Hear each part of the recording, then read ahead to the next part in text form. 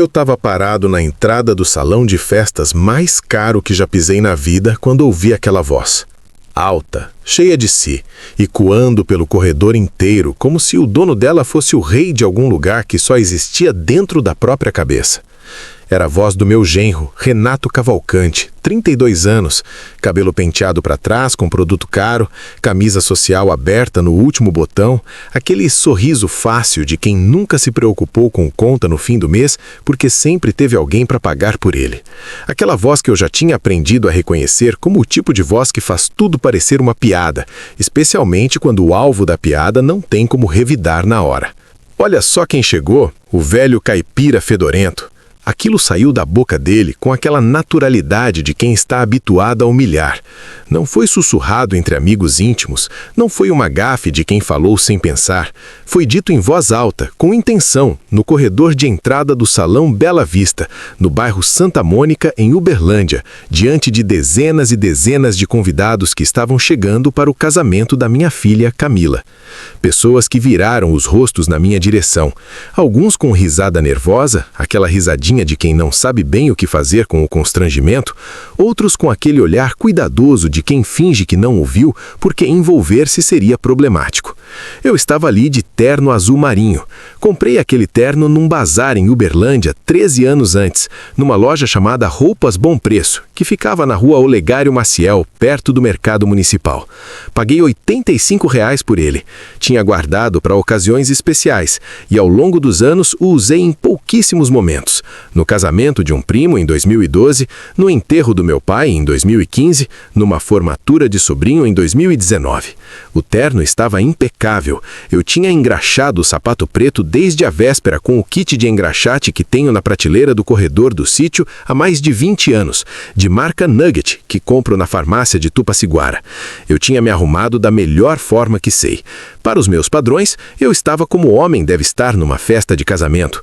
Para os padrões deles, eu era o caipira da roça que tinha vindo fazer número na celebração. A minha filha estava ao lado dele, de vestido branco com renda no busto e véu curto, cabelo preso numa trança lateral que a cabeleireira tinha feito naquela manhã, maquiagem feita por profissional. Ela estava bonita demais. Estava linda do jeito que filha fica linda no dia do casamento, que é um tipo diferente de beleza que vai além da maquiagem e do vestido. E ela estava com os olhos fixos no chão. Eu parei no meio daquele corredor de mármore branco com arranjos de flores brancas nos cantos. Olhei para o Renato. Olhei para minha filha. Engoli o chorro que subiu na garganta de uma vez só, como onda que a gente não vê vindo. Engoli a raiva que veio logo atrás, aquela raiva quente e vermelha que sobe pelo peito quando a gente é humilhado na frente de estranhos.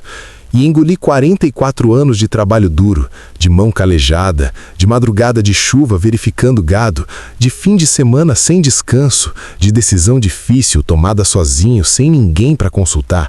Tudo isso sendo cuspido na minha cara por um homem que nunca tinha calejado uma palma na vida. Mas não foi só isso.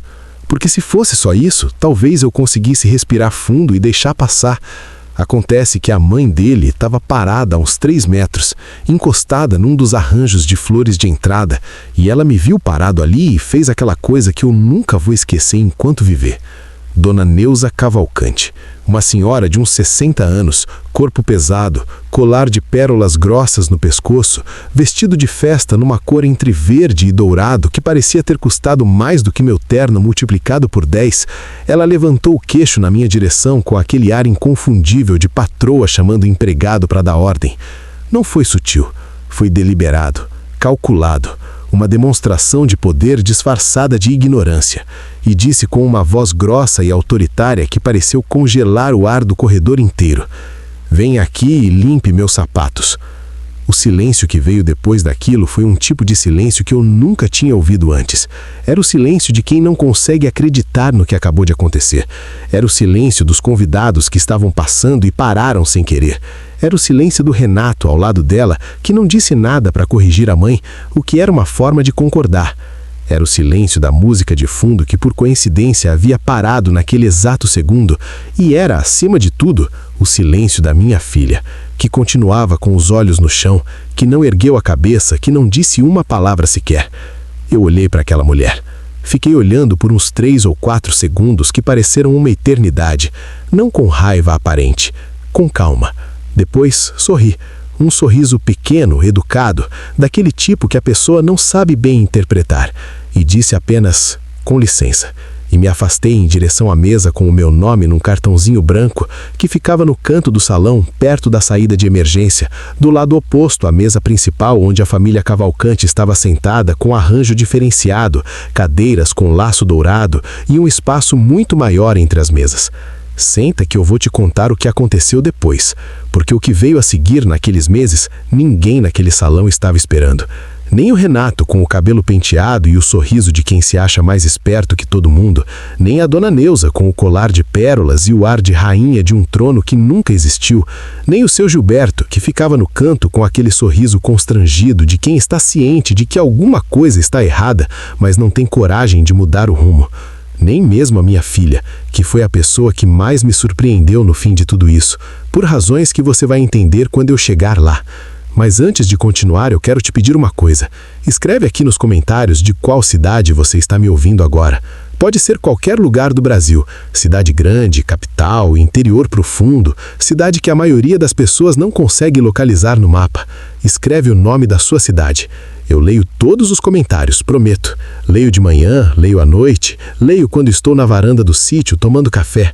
E se você já sentiu que alguém da sua própria família te tratou como se você não valesse nada, como se o trabalho da sua vida inteira fosse coisa de menos, como se a roupa que você veste ou o lugar de onde você veio te tornasse inferior, escreve aqui também, porque às vezes a coisa mais poderosa do mundo é simplesmente saber que você não está sozinho nisso. Se você ainda não se inscreveu no canal, faz isso agora e ativa o sininho. Essa história vai até o fim, e o fim é daquele tipo que a gente carrega na memória para o resto da vida. Meu nome é José Antônio, tenho 62 anos, sou de Tupaxiguara, no Triângulo Mineiro, e essa é a história mais difícil e mais importante da minha vida. Vou te contar tudo. Para você entender o peso do que aconteceu, você precisa primeiro entender quem eu sou e de onde eu vim. Meu nome completo é José Antônio Ferreira dos Santos.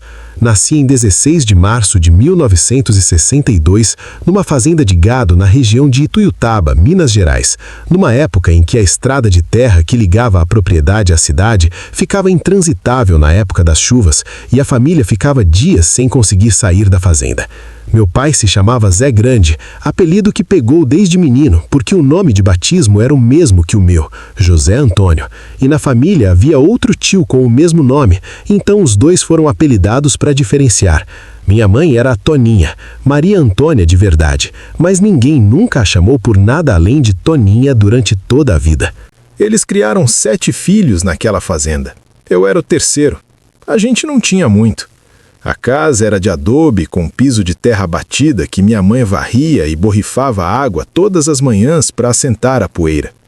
Tinha uma horta nos fundos que ela cuidava como se fosse um jardim, com couve, almeirão, quiabo, jiló, tomate, cebolinha. Tinha algumas cabeças de gado Nelore magro que meu pai ia engordando ao longo dos anos. Tinha uma caminhonete velha, modelo F400, que ele consertava com arame, pedaço de borracha e fé todo final de semana, e que nunca parou definitivamente porque meu pai tinha aquele dom de mecânico intuitivo que homem de roça desenvolve por necessidade. Mas eu nunca senti falta de nada crescendo ali, porque o que a gente tinha de verdade era dignidade. Era aquele orgulho quieto de quem sabe que o que tem foi construído com as próprias mãos e não deve nada a ninguém. Meu pai dizia uma coisa que eu carreguei para o resto da vida. Toda vez que ele se sentava na varanda depois do jantar com o cafezinho que minha mãe fazia forte demais e qualquer um de nós reclamava de alguma coisa, ele dizia: José, filho, homem que tem dignidade nunca é pobre. Pode não ter muito, mas nunca é pobre. Cresci acreditando nisso. E não parei de acreditar nem quando precisei. Com 18 anos, fui trabalhar como ajudante na lavoura de café de um fazendeiro chamado Seu Benedito Caixeta, que tinha uma propriedade grande de 600 alqueires na região de Araguari, cidade que fica na divisa de Minas com Goiás. Trabalhei 8 anos como ajudante primeiro, depois como capataz de um dos lotes da fazenda. Foi ali que aprendi tudo que sei sobre terra de verdade. sobre como ler o tempo olhando para o horizonte, sobre como o solo fala quando está cansado e quando está fértil, sobre como o dinheiro de campo funciona, com suas sazonalidades e seus riscos e suas recompensas lentas, mas sólidas. Em 91, com 29 anos, juntei o que tinha conseguido guardar ao longo de 8 anos de trabalho como capataz, peguei-me empréstimo no Banco do Brasil de Uberlândia e comprei um sítio de 22 alqueires numa região boa de solo perto de Tupaciguara. Era pouco para os padrões de quem estava acostumado com propriedades grandes, mas era meu. Título de propriedade assinado no meu nome, registrado em cartório, com suor meu e sonho meu e coragem minha. Foi nessa época que conheci a Marlene. Ela era filha de um vizinho chamado Seu Eufrásio, morava a uns 5 quilômetros do meu sítio em direção à cidade e tinha um sorriso que eu nunca vi igual em nenhuma outra mulher na vida. Aquele tipo de sorriso que a pessoa não precisa forçar, que simplesmente acontece quando ela está feliz e que ilumina o rosto de dentro para fora. A gente se conheceu numa festa junina da paróquia de Tupaciguara em 91. Ficamos conversando a noite toda no mesmo grupo e no dia seguinte eu fui até a casa do Seu Eufrásio com um pretexto qualquer de vizinhança e pedi para namorar a filha dele. Namoramos 2 anos. Casamos em 92 no cartório de Tupaciguara, no começo de abril, com aquele sol da manhã de Minas que aquece sem queimar, festa pequena com a família dos 2 lados e uns 30 amigos, forró até de madrugada num barracão que o irmão mais velho da Marlene tinha no quintal da casa dele. Naquele dia, eu me senti o homem mais feliz que existia em qualquer lugar do mundo. Tinha terra, tinha trabalho que eu amava e tinha uma mulher que eu amava mais do que tudo. A Camila nasceu em março de 94. A gravidez foi difícil desde o início. A Marlene ficou com pressão alta no 5º mês e o médico do posto de saúde de Tupaciguara a encaminhou para internação no Hospital de Clínicas da Universidade Federal de Uberlândia, que era o mais completo da região para casos de alto risco. Ela ficou quase 1 mês internada com pressão monitorada e repouso absoluto. Eu ia e vinha todo dia de carro, 68 quilômetros de ida pela BR-365 e 68 de volta, sem falhar um único dia, sem falhar uma única visita. Saía do sítio às 5h30 da manhã depois de verificar o gado com o peão Benedito que trabalhava comigo. Chegava ao hospital às 6h30. Ficava com a Marlene até às 8h, depois ia resolver o que precisasse e voltava para o sítio no fim da tarde. Quando a Camila nasceu, saudável, chorando bem, pesando 3,2 kg, eu saí para o corredor do hospital e chorei feito criança. Um choro daqueles que a gente segura por tanto tempo que quando sai não dá para controlar. Chorei de alegria, de alívio, de amor. Depois voltei para o quarto. A enfermeira colocou aquela menina enroladinha no meu braço e eu a olhei por um tempo longo e prometi em voz alta, com a Marlene me ouvindo e a enfermeira ainda no quarto: essa menina nunca vai sentir falta de nada enquanto eu tiver vida e saúde. Os primeiros 6 anos da Camila foram os mais bonitos da minha vida. A Marlene era boa mãe, carinhosa, criativa. A gente não tinha televisão a cabo nem videogame, mas a Camila tinha quintal grande para correr, tinha tanque de tilápia para pescar com vara de bambu e anzol de linha, tinha mangueira velha no canto da propriedade que dava manga de dar água na boca, tinha o bezerro que ela batizou de Pintado porque tinha uma mancha branca no focinho. A vida era simples e boa. Mas, em 2000, a Marlene começou a mudar. Hoje, olhando para trás com tudo que sei, consigo ver os sinais que ignorei na época. Ela ficou agitada, com humor diferente, reclamava de coisas que antes a deixavam indiferente. Reclamava do isolamento, dizia que a vida no interior estava sufocando, que ela queria mais do que aquilo, que sentia que estava ficando para trás enquanto o mundo seguia em frente. Eu tentei conversar, tentei entender, tentei me adaptar. Compramos um apartamento pequeno de 2 quartos em Tupaciguara para ela passar os fins de semana na cidade, para Camila ter escola particular melhor. O apartamento custou R$42 mil, financiados pelo banco. Não adiantou. Em fevereiro de 2001, quando a Camila tinha 6 anos, a Marlene me chamou para conversar depois do jantar. A Camila estava dormindo.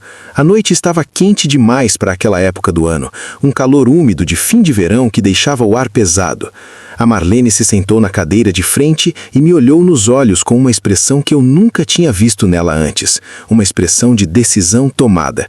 E me disse que estava indo embora, que havia se apaixonado por outro homem, um representante comercial de Uberlândia chamado Sérgio, que ela tinha conhecido numa feira na cidade. Disse que fazia 2 anos que conhecia ele. Disse tudo isso olhando nos meus olhos, sem chorar, sem tremer na voz, como quem entrega um comunicado formal. Eu fiquei olhando para ela e não consegui falar nada por um tempo longo. Depois consegui formular apenas uma pergunta. E a Camila? Ela disse, você fica com ela. Eu não tenho condições de criar uma criança do jeito que ela merece no momento que eu preciso viver. E saiu. Naquela mesma noite pegou 2 malas que já estavam prontas atrás do guarda-roupa, coisa que eu não tinha percebido, e levou o Fiat Uno que eu tinha comprado 2 anos antes em 12 parcelas. Fiquei parado no meio da sala com a Camila dormindo no quarto e o silêncio da casa pesando como coisa concreta. 11h40 da noite de uma terça-feira. E tive que decidir ali mesmo quem eu ia ser a partir daquele momento. Podia desmoronar, tinha todo o direito humano de desmoronar, mas não desmoronei, porque tinha uma menina de 6 anos dormindo no quarto que ia acordar às 6 da manhã com fome, que ia precisar de café e de beijo na testa e de pai presente, inteiro, funcionando. E eu fui inteiro. 15 anos sendo pai e mãe da Camila, e posso dizer isso sem exagero nenhum. Levei na escola da cidade todos os dias, de segunda a sexta, saindo do sítio às 6h40 para pegar a estrada de terra antes que o trânsito da BR ficasse ruim. Aprendi a fazer trança no cabelo dela quando ela tinha 7 anos e queria ir para a escola com umas colegas. Não sabia fazer. Fui a uma lan house em Tupaciguara, paguei R$2 a hora de internet, encontrei um vídeo que ensinava e fui treinando durante uma semana com um pedaço de corda de sisal antes de fazer no cabelo da Camila pela primeira vez. A primeira trança ficou torta e ela chorou um pouco, mas chegou na escola com trança. Na segunda semana ficou melhor. Aprendi a cozinhar de verdade nessa época. Aprendi a fazer cuscuz de fubá que ficava soltinho como que a minha mãe fazia. Aprendi a fazer frango ao molho com aquele molho que cria casca por cima. Aprendi a fazer arroz com leite que a Camila pedia toda vez que estava doente. Bolo de fubá com queijo que ela levava nas festinhas da escola com um pote coberto de papel alumínio e o nome dela escrito em cima com caneta. Fui em todas as reuniões de escola. Fui em todas as peças de teatro, que eram sempre às quintas-feiras de tarde. Fui em formatura de 6º ano, de 9º ano, de ensino médio. Quando a Camila teve catapora com 8 anos, febre alta chegando a 39,5 durante 3 dias, eu não dormi nenhuma das 3 noites. Ficava sentado numa cadeira puxada para perto da cama dela, com uma tigela de água fria e um pano. E toda hora eu molhava o pano e colocava na testa dela, no pulso, na nuca. Ela dormia inquieta, falava coisas sem sentido no sono por causa da febre. E eu ficava acordado observando o rosto dela. O sítio foi crescendo devagar, do jeito certo, sem pressa e sem salto. Com muito trabalho e algumas decisões que deram certo, ampliamos de 22 para 78 alqueires ao longo dos anos. Fiz parceria de lavoura com um vizinho chamado Getúlio, bom homem de roça que entendia de soja melhor do que qualquer agrônomo que eu já consultei. Investi numa granja de frango de corte em parceria com a cooperativa da região em 2010, uma decisão que parecia arriscada na época, mas que se pagou em 4 anos. Em 2018, numa avaliação feita pelo corretor rural Samuel Borges para a renovação do meu crédito no Banco do Brasil de Tupaciguara, o sítio estava avaliado em R$1.750.000. Isso sem contar equipamentos, animais, veículos e o apartamento na cidade, que sozinho valia R$120.000. Não conto isso para me gabar. Nunca fui do tipo de contar o que tem. Conto porque você precisa entender o que estava em jogo quando minha filha Camila entrou na vida de Renato Cavalcante. A Camila conheceu Renato em setembro de 2018, numa festa de aniversário de 25 anos de uma amiga dela em Uberlândia, num espaço de eventos no bairro Jardim Patrícia. Ela tinha 24 anos, estava no último ano do curso de administração na Universidade Federal de Uberlândia. Inteligente, trabalhadora, bonita da mãe. Renato tinha 31, trabalhava como corretor de imóveis numa imobiliária chamada Prime Imóveis, no bairro Brasil. Alto, bem vestido, cabelo bem penteado, sorriso de quem foi treinado para criar empatia rápida em desconhecidos. Daquele tipo de homem que entra numa sala e as pessoas olham, não porque ele tenha profundidade, mas porque ele sabe exatamente como se apresentar. Eu o conheci 2 semanas depois do namoro começar, num almoço de domingo no sítio. A Camila me pediu que fizesse algo especial. Fiz lombo de porco assado com mandioca cozida no caldo, salada de almeirão com ovo cozido, arroz branco, feijão tropeiro com torresmo. Coloquei toalha nova na mesa da varanda. Ele chegou numa Hilux Prata 2018 que eu soube mais tarde ser financiada em 60 vezes no Banco Bradesco de Tupaciguara.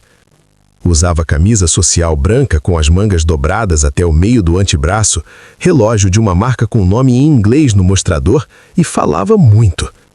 Falava sobre o mercado imobiliário de Uberlândia, sobre empreendimentos, sobre uma viagem para Cancún que tinha feito no começo do ano, sobre investimentos que estava acompanhando. Eu o ouvi durante o almoço inteiro sem falar muito, como faço com pessoas que estou conhecendo, porque prefiro ouvir antes de falar. Quando ele foi embora no final da tarde, a Camila ficou me ajudando a recolher as coisas da mesa com aquele jeito animado de quem quer aprovação. E então perguntou: "Então, pai, o que você achou?" Fiz uma pausa. Pensei na forma mais honesta de dizer o que estava sentindo. E disse: "Ele fala muito sobre o que tem, Camila. Homem de verdade fala mais sobre o que quer construir." Ela ficou brava. Disse que eu era saudosista, que tinha preconceito com gente da cidade, que estava tentando impedir a felicidade dela. Eu não discuti, mas o frio no estômago que eu tinha sentido durante aquele almoço ficou. Foi ficando. Não foi embora. Durante o namoro de 1 ano e meio, o Renato veio ao sítio algumas vezes. Em cada visita eu observava. Ele nunca ajudava em nada. Ficava sentado na varanda com o celular na mão enquanto eu e os peões trabalhavam. Nunca ofereceu ajuda, nunca perguntou se podia fazer alguma coisa útil. Uma vez, num domingo de chuva fina, ele olhou para o pátio enlamado e disse: "Como você aguenta viver num lugar assim, seu José? Todo esse barro, todo esse trabalho, não cansa?" Eu parei o que estava fazendo, me virei para ele e disse com calma, com satisfação. Ele riu, mas não era o riso de quem achou graça. Era o riso de quem está categorizando a outra pessoa numa caixa menor e acha que está sendo sutilmente educado ao fazer isso. Em março de 2020, 1 mês antes da pandemia chegar com força no Brasil, a Camila me ligou para dizer que o Renato tinha pedido ela em casamento na noite anterior, num restaurante italiano chamado La Dolce Vita, no bairro Saraiva, em Uberlândia. A voz dela vibrava de felicidade. Eu fiz o que todo pai que ama a filha faz. Disse que ficava feliz se ela estava feliz. Por dentro, o frio no estômago que me acompanhava havia 2 anos estava mais frio do que nunca. A pandemia adiou os planos por quase 2 anos. Nesse período, a Camila e o Renato moraram juntos num apartamento que alugaram no bairro Tiberi, em Uberlândia. E eu os visitava uma vez por mês, sempre numa tarde de sábado ou domingo. Em cada visita, eu observava coisas que me incomodavam cada vez mais. A forma como o Renato cortava a fala da Camila quando ela estava no meio de uma história. A cara que ele fazia de exaspero controlado quando ela dizia alguma coisa que ele discordava. Uma tarde eu estava lá e a Camila sugeriu um restaurante de culinária mineira para jantar os 3. Renato olhou para ela e disse: "Camila, você nunca vai entender de gastronomia." Ela baixou a cabeça e não respondeu. Mudou de assunto. Não discutiu, não insistiu, simplesmente abaixou a cabeça. Eu olhei para o meu copo de água. Não disse nada, mas registrei. Fui registrando cada uma dessas coisas pequenas que, separadas, pareceriam quase nada, mas juntas iam pintando um retrato muito claro de quem era aquele homem. A família Cavalcante era de Uberlândia há 3 gerações. O pai do Renato, seu Gilberto Cavalcante, era dono de uma construtora chamada Cavalcante Empreendimentos Ltda, fundada pelo avô dele nos anos 70 e que, em seu apogeu nos anos 90, havia construído vários conjuntos habitacionais populares em Uberlândia. Mas aqueles tempos eram história antiga. Nos últimos anos, a construtora tinha enfrentado dificuldades sérias, obras paradas, contratos rompidos, dívidas acumuladas que o seu Gilberto tentava resolver com novos financiamentos que criavam novas dívidas numa espiral que já durava tempo demais. A dona Neuza era aposentada do magistério estadual, tinha lecionado matemática no ensino fundamental durante 32 anos e vivia como se o salário de aposentada mais o dinheiro que o filho lhe dava quando tinha fosse suficiente para o padrão de vida que ela achava que merecia. Colar de pérolas, roupa de grife que comprava em lojas caras no shopping Uberlândia, carro Volkswagen Tiguan que o Renato havia comprado para ela em 2019 com cartão de crédito. Tinha a filha mais nova, a Priscila, 28 anos, dentista recém-formada que ainda não tinha consultório próprio. E o irmão do Renato, o Rodrigo, 34 anos, que trabalhava na construtora do pai de segunda a sexta com muito pouco entusiasmo. O casamento aconteceu em setembro de 2022. Cerimônia civil no cartório do primeiro ofício de Uberlândia às 4 da tarde. Festa à noite no Salão Bela Vista, no bairro Santa Mônica, que a família Cavalcante havia contratado por R$28 mil. Eu tinha oferecido ajuda financeira a Camila semanas antes e ela tinha me dito que a família do Renato estava custeando tudo, que não precisava. Aquilo me aliviou a conta bancária e me preocupou a cabeça, porque presente que vem de graça quase sempre tem condição escondida. E foi então, naquela entrada de mármore branco com flores de lilás e branco em vasos altos nos cantos, que aconteceu tudo o que te contei. A voz do Renato, as risadinhas, a dona Neuza com o colar de pérolas mandando eu limpar os sapatos dela, e o silêncio da minha filha. Sentei na minha mesa no canto do salão, perto da saída de emergência. Pedi uma água para o garçom. Olhei em volta. O salão estava decorado com flores caras de floriculturas de casamento. A mesa da família Cavalcante, no centro, próximo ao palco, tinha arranjo diferente. Cadeiras com laço dourado, espaçamento maior. A minha mesa tinha a toalha padrão, branca, e ficava encostada numa parede lateral. Havia o seu Haroldo, meu vizinho de sítio há 20 anos, que eu tinha convidado e que também não conhecia quase ninguém ali. A cerimônia durou quase 2 horas. O padre falou muito sobre família, sobre compromisso, sobre construir uma vida juntos. A Camila chorou na hora dos votos, aquele choro bonito de quem está emocionado de verdade. Eu a olhei de longe e senti aquela mistura de amor e tristeza que só pai entende. Amor, porque aquela menina era a coisa mais preciosa que existia na minha vida. Tristeza, porque eu sabia de algum lugar no fundo de mim mesmo que algo estava errado naquele cenário e que eu não tinha conseguido evitar. O jantar foi servido depois das 21 horas. Carne de sol com purê de abóbora, frango grelhado com legumes, macarrão ao sugo, mesa de frios.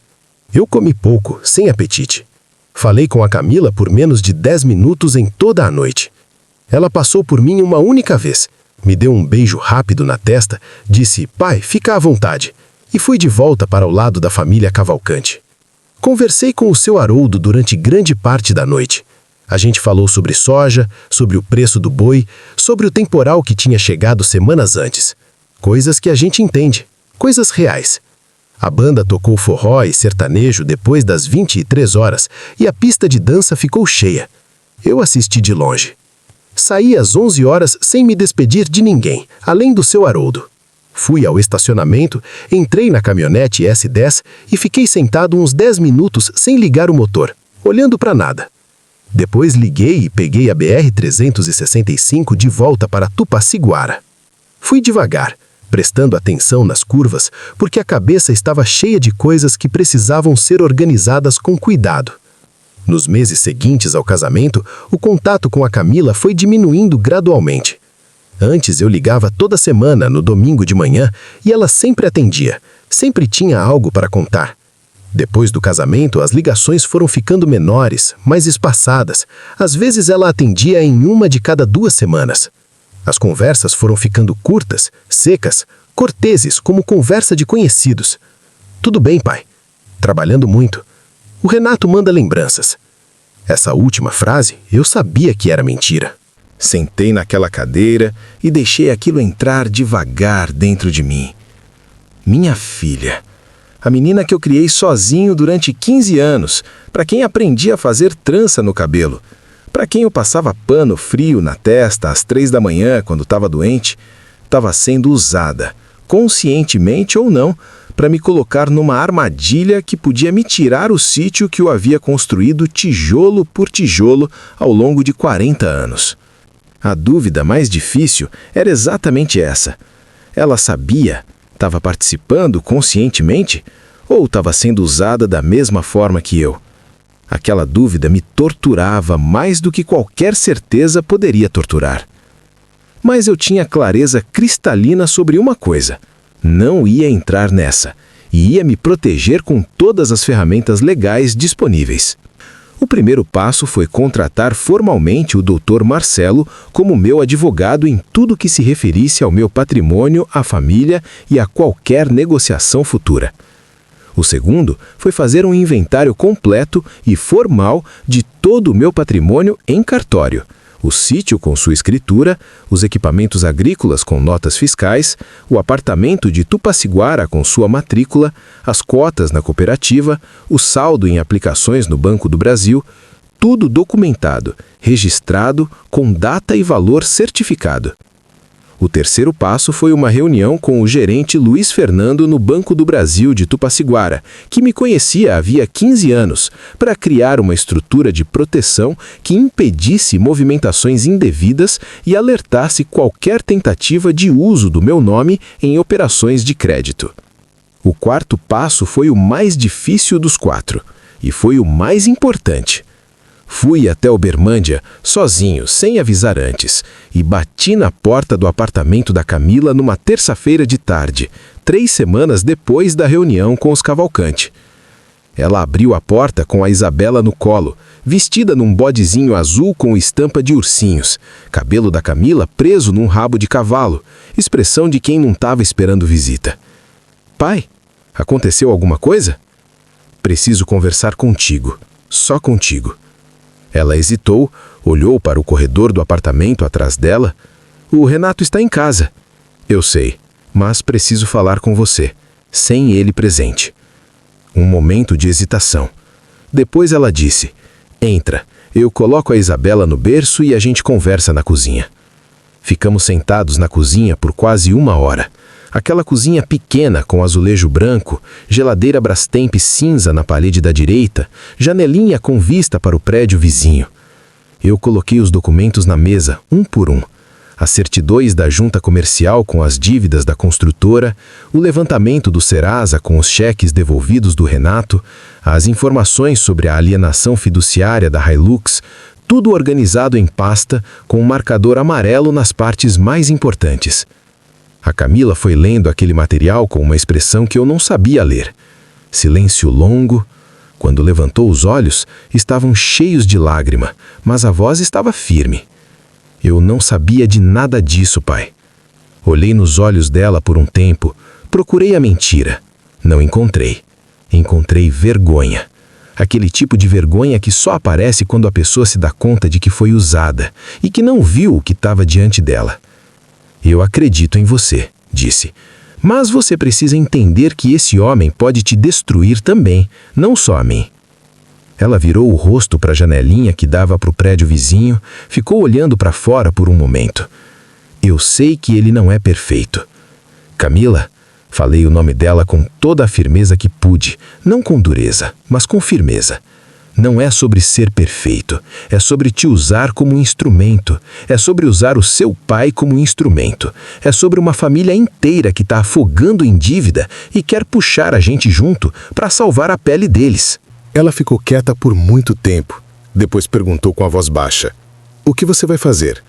Vou me proteger, legalmente, formalmente, com advogado, e vou recusar a proposta deles por escrito.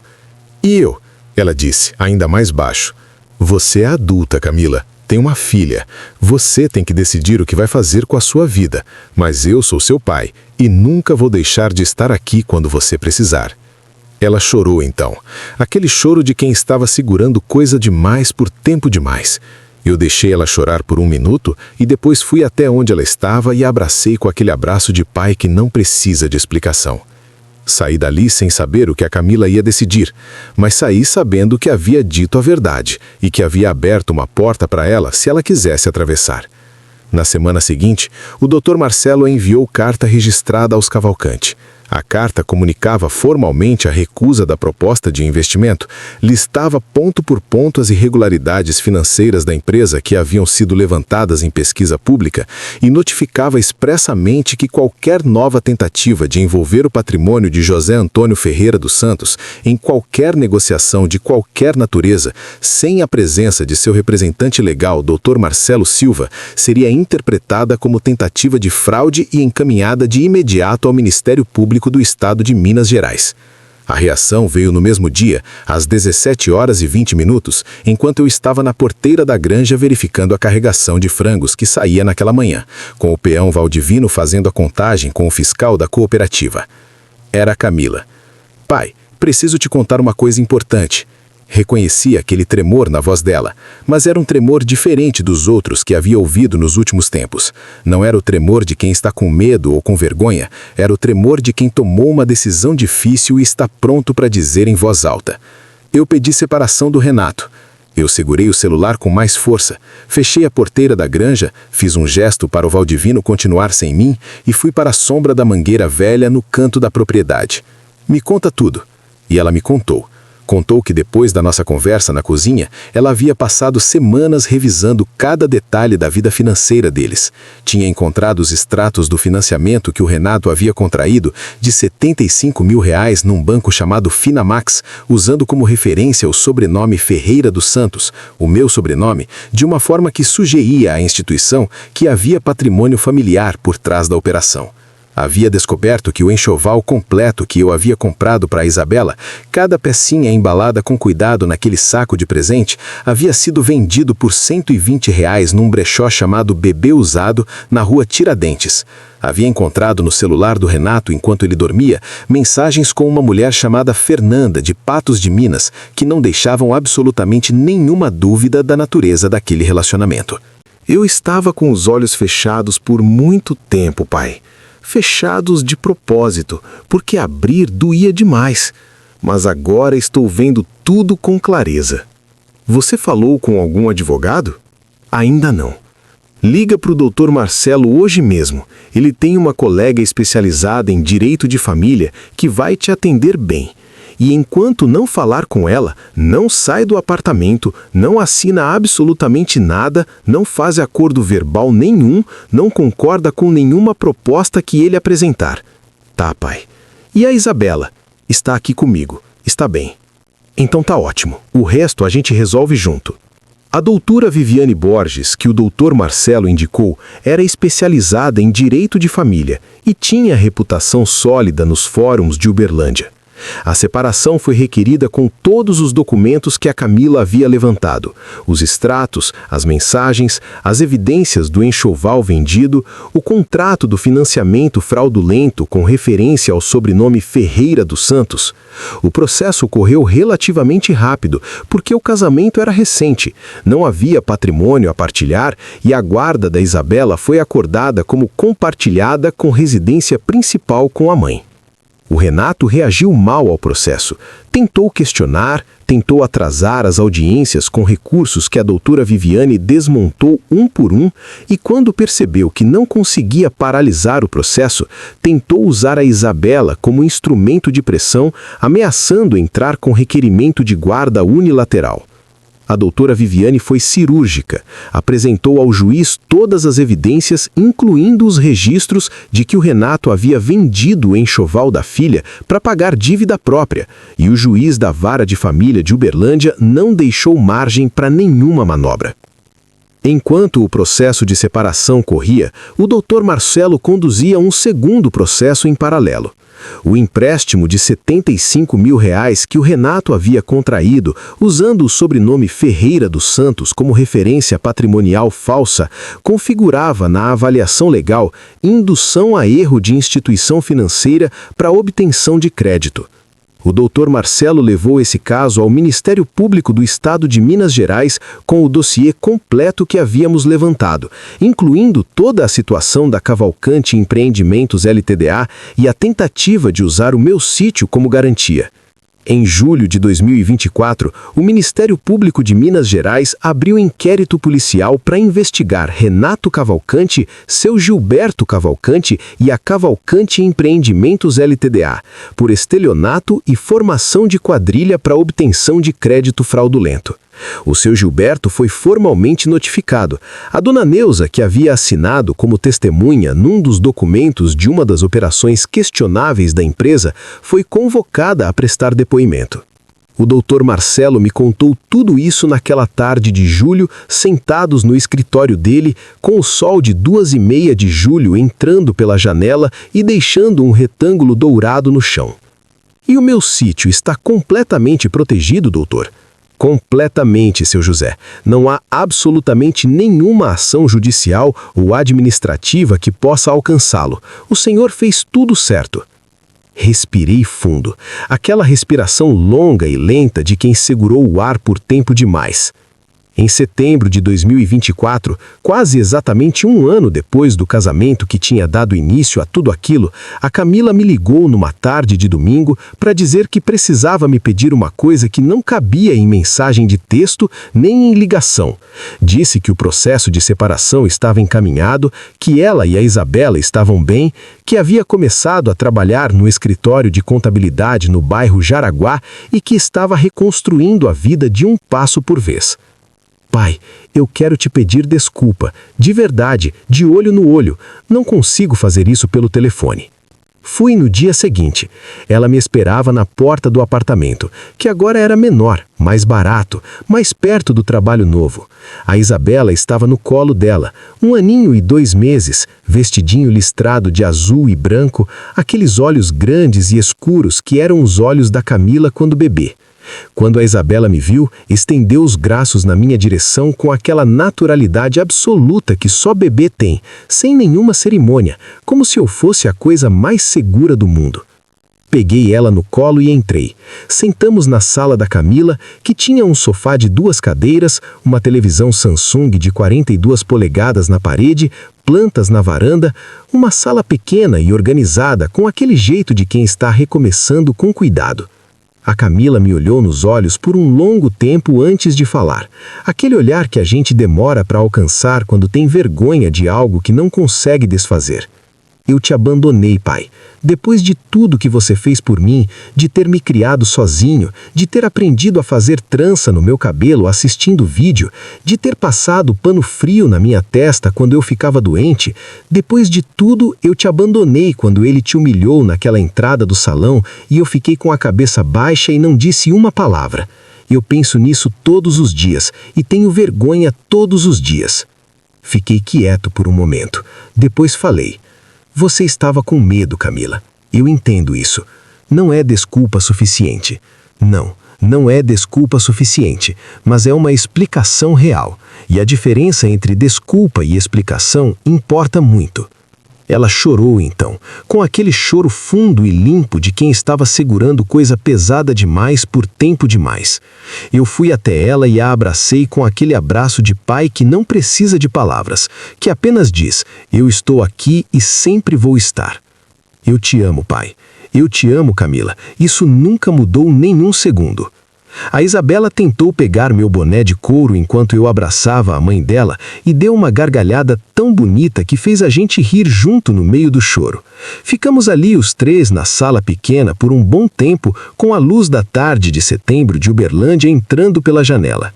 Em outubro de 2024, fui até Uberlândia para uma reunião no escritório do Dr. Maurício Fonseca, advogado da família Cavalcante, num prédio comercial na Avenida Rondon Pacheco.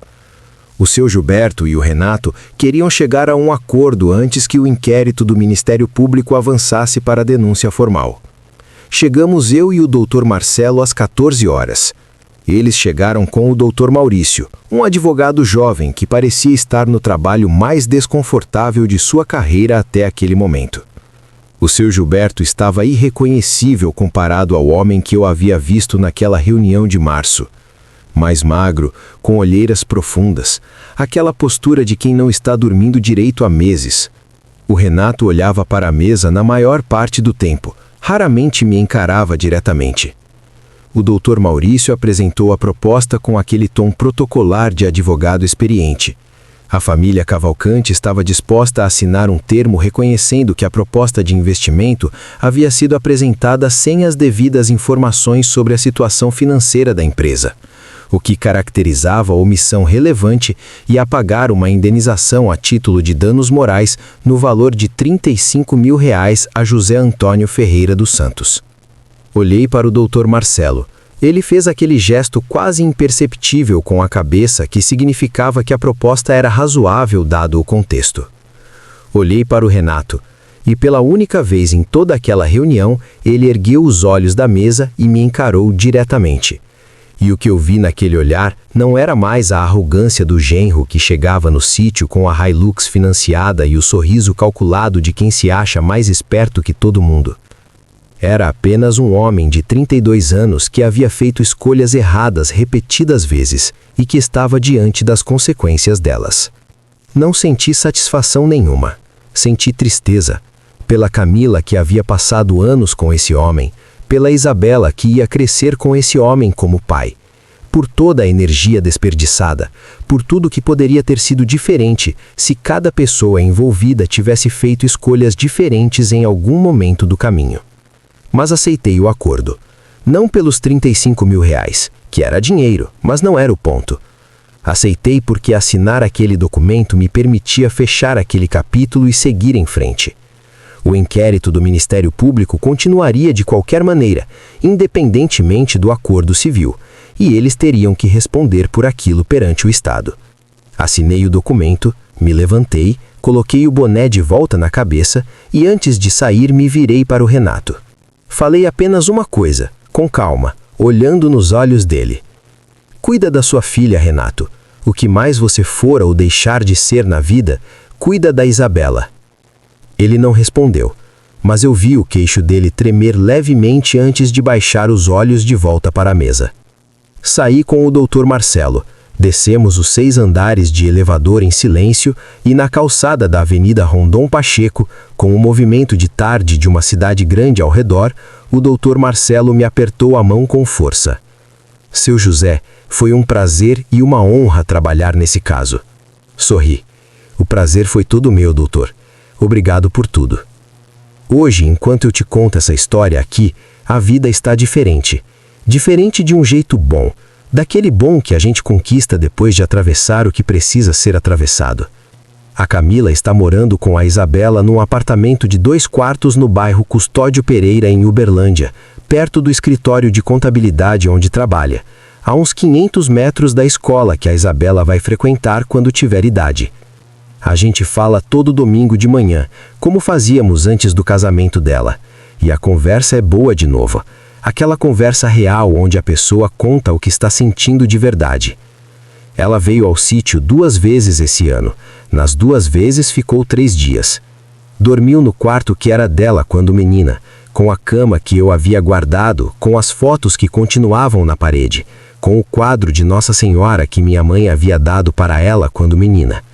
Caminhou nas pastagens com a Isabela no colo no fim de tarde. Tomou café com leite da vaca na varanda de manhã cedo. A Isabela está andando, com aquela caminhada de bebê que acabou de descobrir que tem pernas e quer experimentar tudo, caindo e levantando a todo momento sem chorar porque ainda não aprendeu que cair dói. Na primeira vez que ela me viu no sítio, depois que começou a falar as primeiras palavras, ela apontou com aquele dedo gordinho redondo e disse: "Vovô." Eu tive que virar o rosto para o campo e respirar fundo antes de conseguir responder. A construtora Cavalcante Empreendimentos LTA encerrou suas atividades em setembro de 2024, com pedido de falência requerido pelos próprios sócios. O seu Gilberto e o Renato respondem ao inquérito do Ministério Público que continua em andamento. Eu não acompanho de perto porque não é mais da minha conta acompanhar. Deixo a justiça fazer o trabalho dela no tempo dela. A dona Neuza prestou depoimento ao Ministério Público em agosto. Não sei o que disse, não estava presente, não quis os detalhes. Só sei que quando o Dr. Marcelo me informou sobre isso, eu fiquei em silêncio por um momento. Depois fui buscar um café. O sítio está bem. A safra de soja desse ano foi excelente, uma das melhores que registrei em todos os anos que planto nessa terra. A granja está na capacidade máxima com um contrato novo fechado com a cooperativa. Na última avaliação do corretor rural Samuel Borges, o patrimônio rural chegou a R$ 2.120.000, sem contar o apartamento de Tupaciguara. Não conto isso para me gabar. Nunca fui do tipo.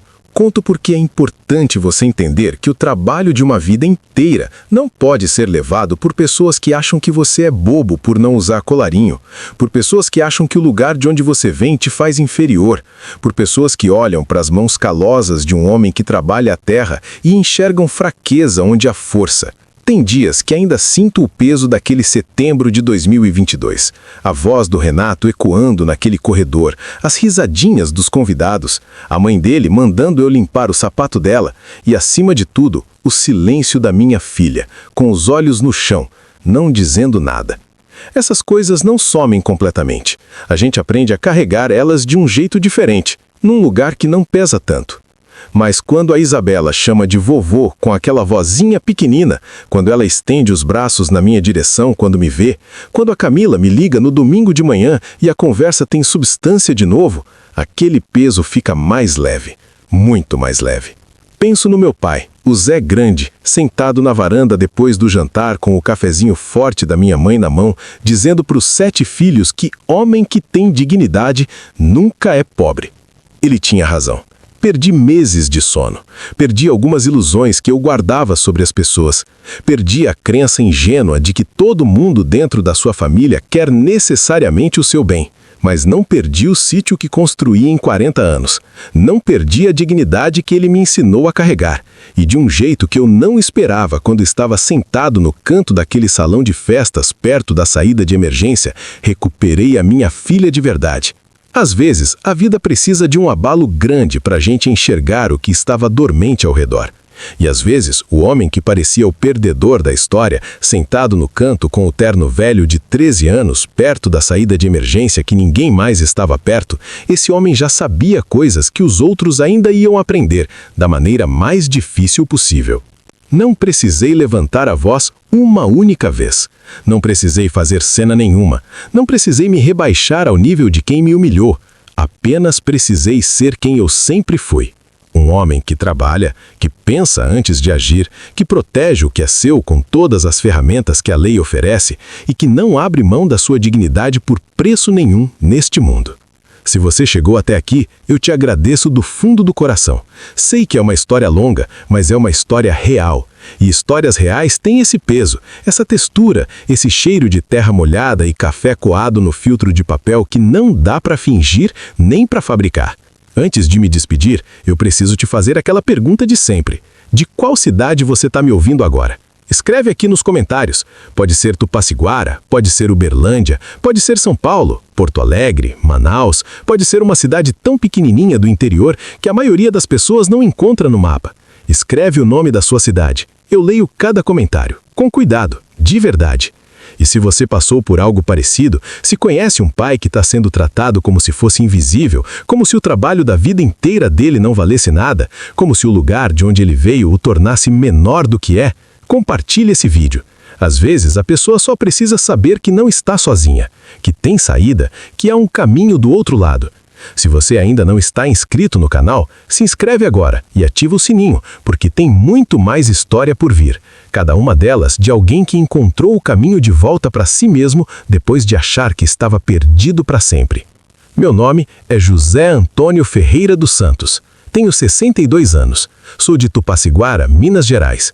Trabalho a terra há mais de 40 anos. Criei minha filha sozinho por 15 anos e aprendi que o homem que permanece de pé não é o que nunca tomou uma pancada. É o que levanta toda vez. Com calma, com método, com a dignidade intacta. Um abraço grande para você e fique com Deus.